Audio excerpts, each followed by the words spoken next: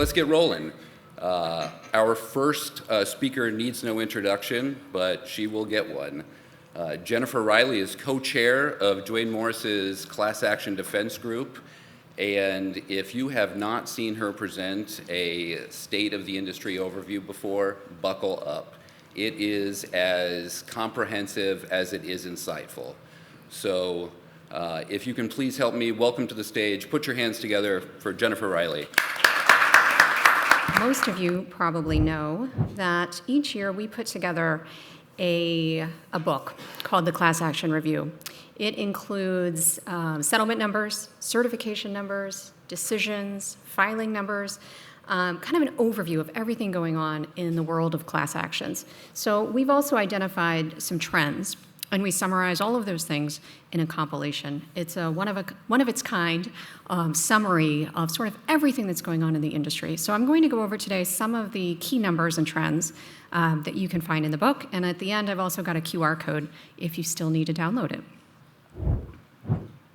So our first trend this past year relates to settlements, of course.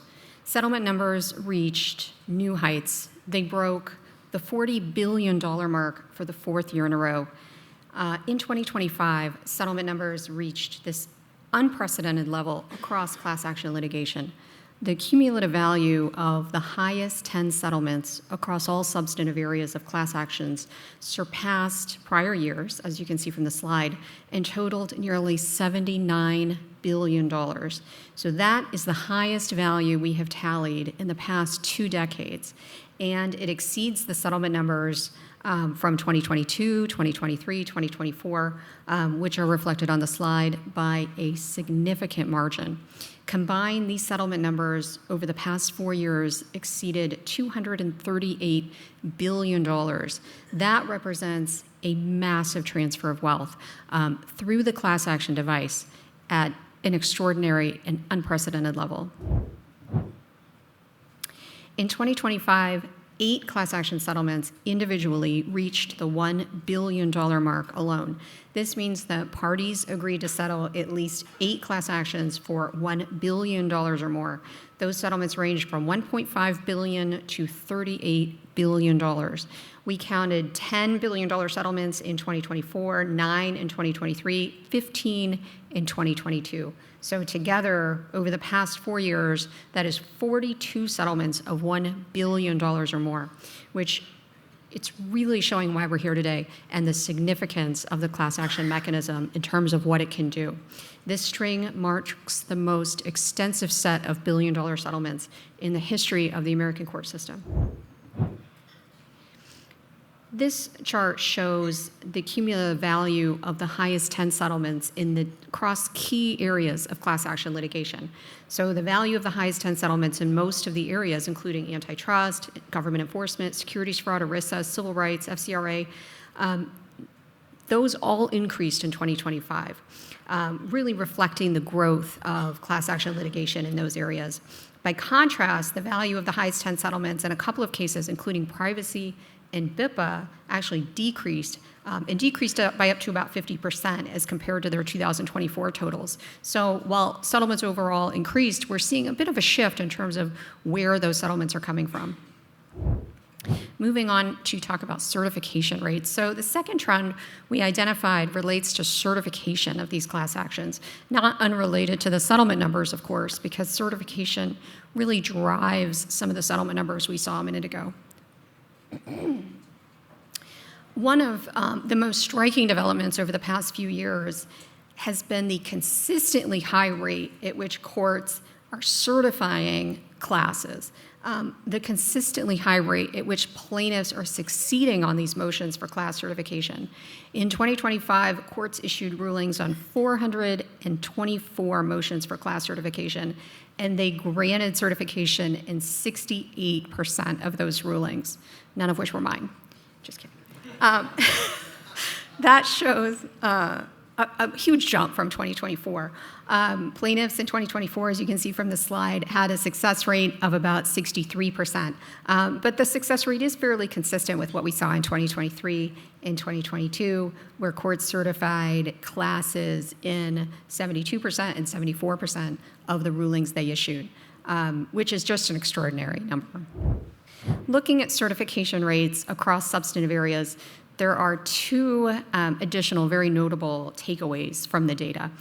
First, as you can see from this slide, certification rates were fairly consistent across substantive areas. I know you're saying, well, that doesn't look very consistent, but compared to prior years, we're seeing a lot of consistency in the rates that are up here on the slide. Certification rates ranged over the past year from a low of 33% in the data breach area to a high of over 70% in areas like WARN, ERISA, securities fraud, antitrust, and wage and hour. In fact, plaintiffs succeeded in certifying classes at a rate of 50% or higher across all areas other than FCRA, products liability, and data breach. So that is significant. Courts also, second, I noted there would be two things. That's the first. The second is that courts actually issued fewer rulings on motions for class certification in 2025. Courts issued rulings, as I mentioned, on 424 motions. That is actually a bit down from what we saw the two prior years. We had 432 in 2024 and 451 in 2023. So why is that significant? Well, in this climate, we're going to look at filing numbers in a minute, but in this climate where filing numbers are increasing, a drop in the number of rulings is a little counterintuitive, and it suggests that maybe plaintiffs are being more strategic about which cases they're pursuing through class certification, and maybe parties are choosing to settle out these cases prior to getting rulings on these motions. We're going to turn a minute to wage and hour collective actions because that area has generated more decisions than any other area historically, as well as over the past 4 years. So not coincidentally, these wage and hour conditional certification motions have provided plaintiffs one of the highest rates of success as compared to other areas, and it's been high year over year. In 2025, courts considered more motions for certification in FLSA matters than in any other substantive area. Overall, courts issued 148 rulings. 135 of those addressed motions for conditional certification, 13 addressed motions for decertification. And of those 135, 103 of those rulings granted conditional certification. That is a success rate of more than 76%. So as this slide shows, though, although the area continues to generate consistently high success rates on the plaintiff side, the number of rulings has also declined here. This map illustrates kind of the shift in filings we're seeing on the FLSA front. Although filings overall remained high over the past few years, as did rulings, this map illustrates how those filings and those rulings are shifting away from the Fifth Circuit and the Sixth Circuit, where courts have raised the bar and adopted higher standards for certification of these cases. So the time and effort now required to obtain conditional certification in the Fifth Circuit and the Sixth Circuit, and soon the Seventh Circuit as well, is likely going to continue to push those filings outside of the Fifth and Sixth Circuits and toward the Second Circuit and the Ninth Circuit. Over the past year in particular, the Second Circuit is notable because courts granted 27 of 32 motions for conditional certification. That is a success rate of nearly 85%. And those who practice in this area know that those are usually obtained with a very minimal showing, meaning a very low investment on the front end to get that conditional certification ruling. All right, turning now to filing trends. So in terms of our third trend, class action filings really reached new heights over the past year. Probably the gargantuan settlement numbers are contributing to that, as well as the high rates of certification that we talked about on the last few slides. Those have continued to attract plaintiffs to file these types of cases. This slide shows that the number of lawsuits filed in federal courts alone, these are just the federal court numbers, filed in federal courts over the past year. In 2025, the number of filings exceeded 13,229. That equates to more than 52 class action filings per day on each court day. So that number reflects an increase from 2024. If I had state court numbers, which unfortunately are difficult to compile, this number would be probably 4 times as high. So filings over the same period likewise grew unevenly across the federal circuits. We've seen filings shift toward these perceived plaintiff-friendly jurisdictions. In terms of the most growth, filings grew by more than 50% in 4 federal circuits, which will probably come as no surprise. The 1st, the 4th, the 7th, and the 9th. Those are the areas of the most growth. Not coincidentally, those 4 circuits likewise have had a higher percentage of judicial seats occupied by Democratic-nominated judges than Republican-nominated judges. So we're seeing filings follow these political shifts. Our 4th trend relates to the arbitration defense. So everyone in this room can probably agree with this statement, that a defendant's ability to enforce an arbitration agreement containing a class action waiver probably reigns as one of the most impactful and potent defenses to a class action. To date, companies really have enjoyed a high rate of success in enforcing arbitration agreements. Across all substantive areas of class action litigation, courts issued rulings on 185 motions to compel arbitration over the past year, and defendants prevailed on 120 of those. That is a success rate of approximately 65%. And of course, that does not count all of the situations where the parties agreed to go to arbitration or the plaintiff voluntarily dismissed prior to having to litigate that motion. So the success rate in 2025, though, not entirely out of line with the success rate we've seen over the past 2 years.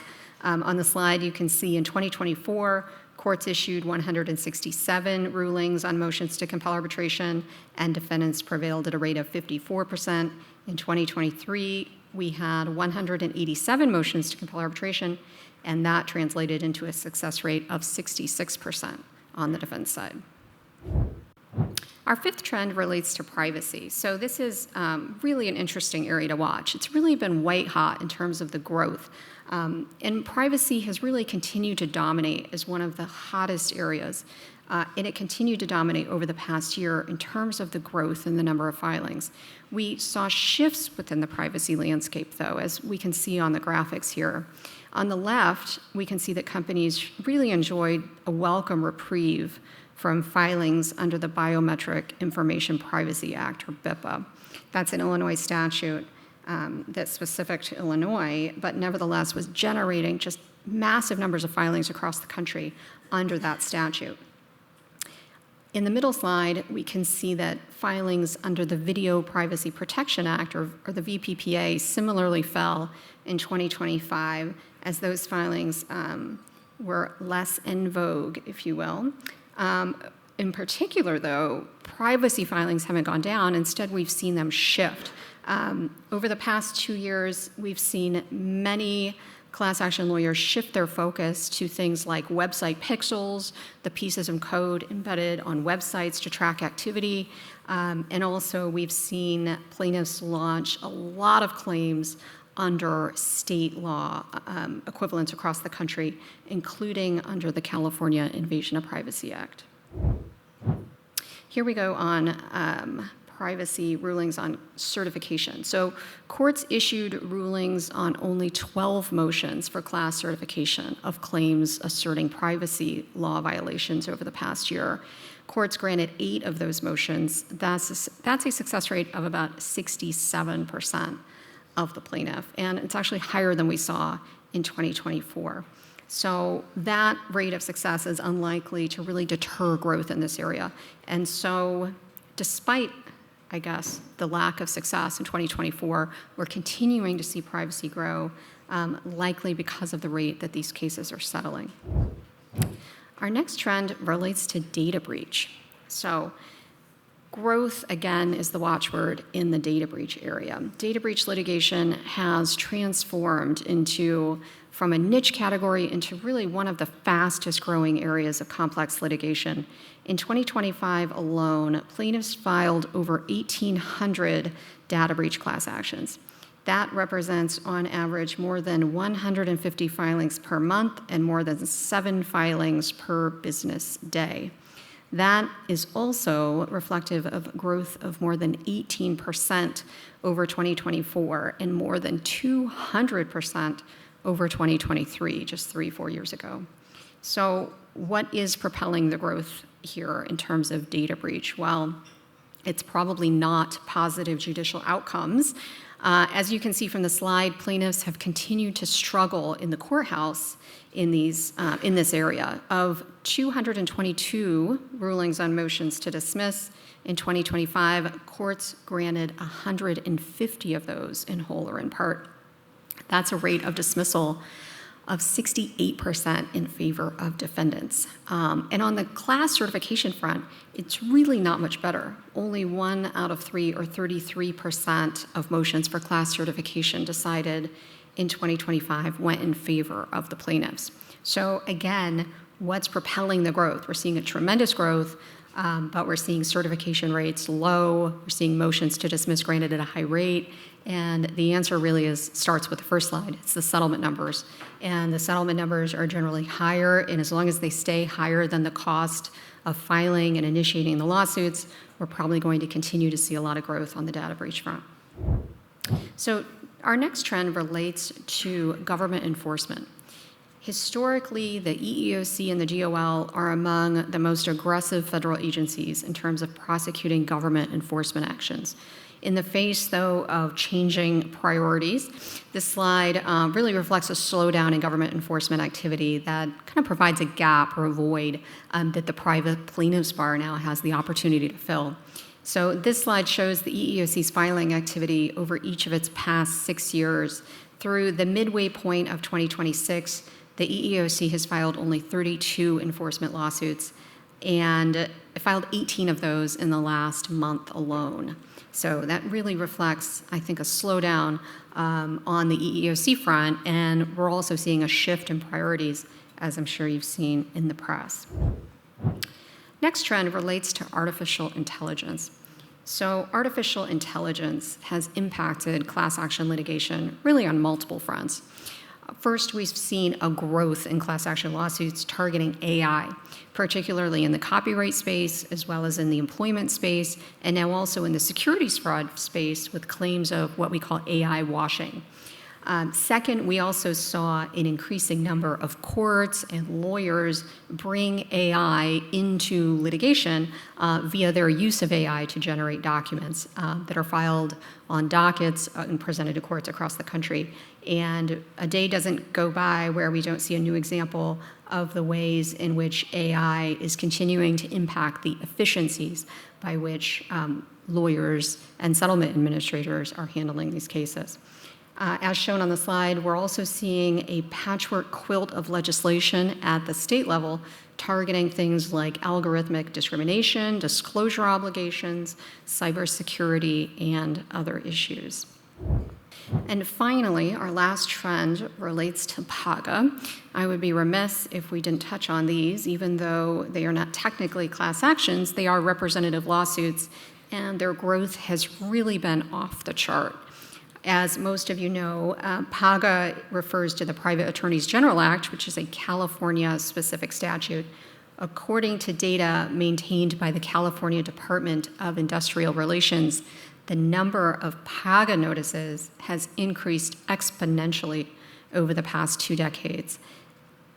That growth has corresponded with shifts in the arbitration landscape. As we talked earlier about the impact of the arbitration defense, PAGA has really developed as one of the most viable workarounds to arbitration agreements, and the number of PAGA notices has grown from 11 notices in 2006, as you can see from the slide, to last year where we reached an all-time high of over 9,800 PAGA notices, many of which then go on to become PAGA lawsuits. 2 years ago, we were talking a lot about PAGA reform, but that seemingly has had very little impact on the numbers. Some things to watch out for over the upcoming year. Circuit splits continue to expand in several crucial areas that are important to class action litigation. Importantly, courts have continued to disagree over the standards for conditional certification of collective actions. That applies to lawsuits brought under the FLSA, the EPA, the ADEA, and courts are continuing to diverge such that districts and appellate courts are applying at least 4 distinct approaches at this point.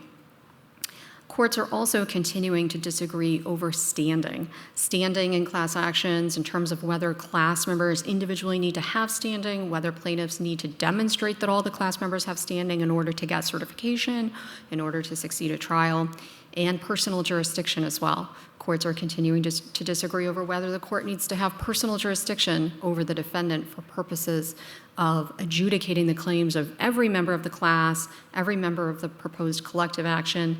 Courts are continuing to rule on one side when it comes to collective actions, have not really addressed it much in the terms of class actions, but it's continuing to be a live issue that we're continuing to assert as a defense in class actions across the country. So I think these are areas where we're going to continue to see development over the next 12 months. And finally, I promised a QR code for the class action review. Here it is. If you don't already have it, you can download it. The price is right. It is free and available for download. There's also an ebook. So please feel free to get your own copy. All right, that is a 30 minutes or less overview of what's going on in the world of class actions. Thanks so much.